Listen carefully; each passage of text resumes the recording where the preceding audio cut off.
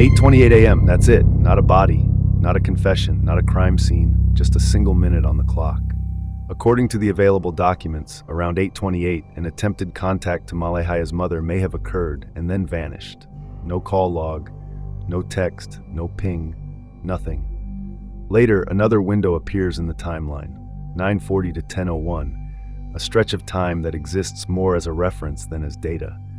So let me ask the obvious questions. How do you play on your phone and leave no digital footprint at all? And how does an attempted call to your own mother simply disappear? In modern investigations, phones don't forget. They record, they timestamp, they remember things we don't even know we've done, which is exactly why absence matters more than presence here. Because when data is missing, it's rarely accidental. It's either deleted, overwritten, or never allowed to exist in the first place. So how did we get here? And more importantly, what happened in the moments we can't see? Because in cases like this, it's never the loud events that change everything. It's the quiet minutes, the missing logs, and the unanswered calls that were never meant to be found. To understand why these timestamps matter, we first need to clarify what investigators actually mean when they talk about phone activity, and just as importantly, what they mean when they say there was none. In digital forensics, a phone doesn't simply record calls and texts. It creates layers of data. Every interaction leaves behind artifacts, system logs, background pings, app refreshes, network handshakes, even failed actions. A call that doesn't connect is still often logged. A text that isn't sent can still leave a trace. Even unlocking a screen usually creates a timestamp. That's why the phrase "no calls, no texts, no pings" is not a neutral statement. It describes an absence of expected behavior, and in forensic terms, absence is a signal. Now let's place this into context.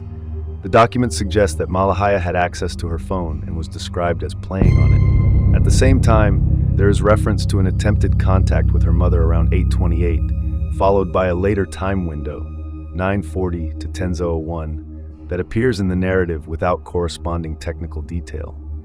This matters because phones are often the most honest witnesses in modern investigations. People misremember, people lie, timelines blur, devices don't have motives. They log what happens unless someone intervenes, intentionally or accidentally.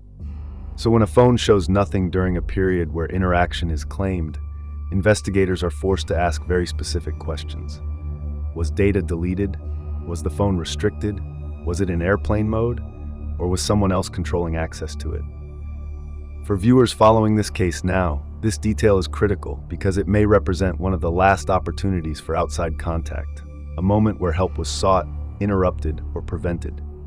These windows of time often become focal points later, not because of what we know about them, but because of what we don't. This isn't about jumping to conclusions. It's about understanding why small technical details can carry enormous weight. In many cases, the truth doesn't hide in dramatic events. It hides in missing data, unexplained gaps, and the quiet moments no one thought would matter. And those moments tend to matter the most. When investigators encounter missing or inconsistent digital data, they don't immediately look for drama. They look for control. Because in nearly every case where phone activity disappears, the underlying question is the same. Who had authority over the device at that moment? Digital forensic specialists often describe smartphones as passive observers. As one former cybercrimes analyst explained in an interview unrelated to this case, phones record by default. Silence usually means interruption, either technical or human. That interruption can come in several forms, but it rarely happens by chance. One factor investigators consider is user interference. Data can be manually deleted, call logs cleared, or apps closed in ways that reduce traceable activity. Another is environmental restriction, limited signal, dead zones, or temporary loss of connectivity. But even in those cases, most devices still log failed connection attempts or system errors. A third and more concerning factor is external control. In domestic abuse and coercive control cases, experts note that phones are often the first tools to be restricted. We see this constantly, says a victim advocacy consultant who works with law enforcement. Preventing communication isolates the victim and removes witnesses in real time. This perspective matters here because witness statements in the broader case describe patterns of restricted contact and monitoring.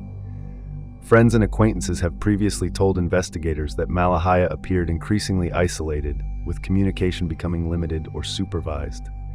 Whether or not those accounts apply directly to this moment is not yet known, but they establish context. Another key factor is psychological pressure. Under stress, people behave differently with their phones. They hesitate, they delete, they second-guess reaching out. A trauma psychologist once described it this way: an interrupted call can represent a moment of fear, not confusion. So when we examine a potential attempted call to a parent that leaves no visible trace, it raises layered questions. Was the call stopped? Was it erased afterward? Or was the phone never truly free to be used at all? These aren't accusations. They're analytical pathways investigators follow every day. Because patterns don't emerge from single actions, they emerge from consistency, from behavior aligning with opportunity, pressure, and control. And when multiple factors point in the same direction, the absence of data becomes something else entirely. Not a void, but a clue. When a critical window of time contains unanswered questions, the consequences ripple outward, not just through an investigation, but through every decision that follows it. The most immediate consequence of missing phone data is timeline instability. Investigators rely on digital records to anchor events to reality. When those anchors are missing, timelines become flexible, and flexibility introduces uncertainty. That uncertainty forces law enforcement to widen their scope, re-examine witness statements, and test multiple competing narratives rather than narrowing toward one. There is also a direct impact on evidentiary strength. Digital data often corroborates or contradicts human testimony. Without it, cases rely more heavily on memory, perception, and credibility, all of which degrade over time. As one former prosecutor once noted, jurors trust devices more than people. When the device goes silent, the burden on the story increases. Indirectly, the absence of data shifts the psychological weight of the case. Investigators are trained to notice when systems fail selectively. A phone that logs activity before and after a key moment, but not during it, draws attention precisely because of its silence. That silence becomes a point of focus, revisited repeatedly as new information emerges. For the people closest to the case, these gaps carry emotional consequences as well. Family members are left with unresolved possibilities. Was help attempted?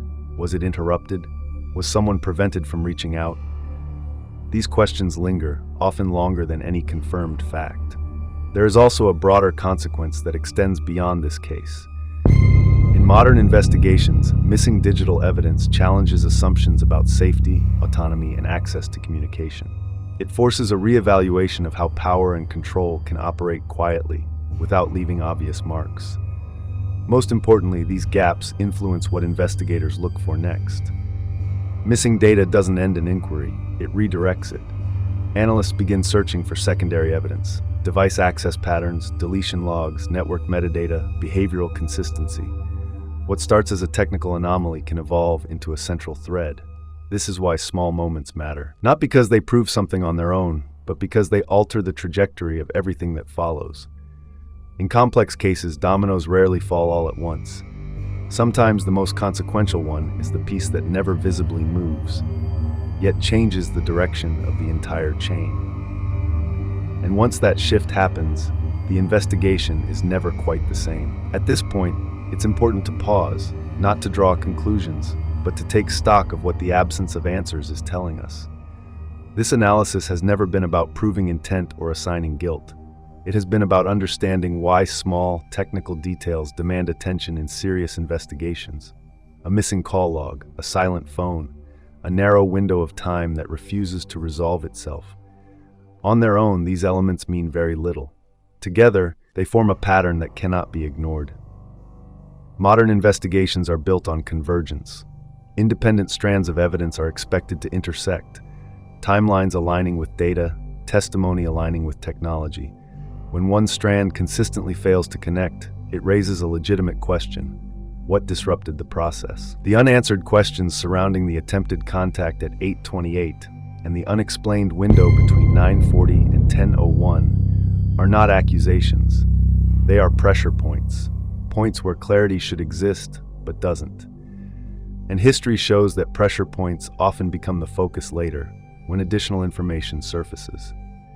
For those following this case, the significance lies not in speculation, but in vigilance. Every major case reaches a moment where overlooked details resurface with new meaning. What once seemed insignificant becomes central. What was dismissed as a glitch is re-examined as a decision. This is how investigations evolve, quietly, methodically, often long before the public sees the result. It's also worth remembering that silence does not equal innocence, nor does it equal guilt. Silence is simply unresolved information, but unresolved information has a way of demanding resolution. If nothing happened during these windows, that can be demonstrated. If something did, it will leave traces, even if those traces take time to uncover. Technology is patient, records persist, and explanations eventually have to match the evidence, not the other way around. So the conclusion here is not an answer, but a boundary. These moments matter, and they are not done speaking yet. In cases like this, truth rarely arrives in a single revelation. It arrives incrementally, as timelines tighten, as gaps narrow, and as the dominoes continue to fall one by one. And until those final pieces settle into place, the questions raised here remain exactly where they belong, open, necessary, and waiting.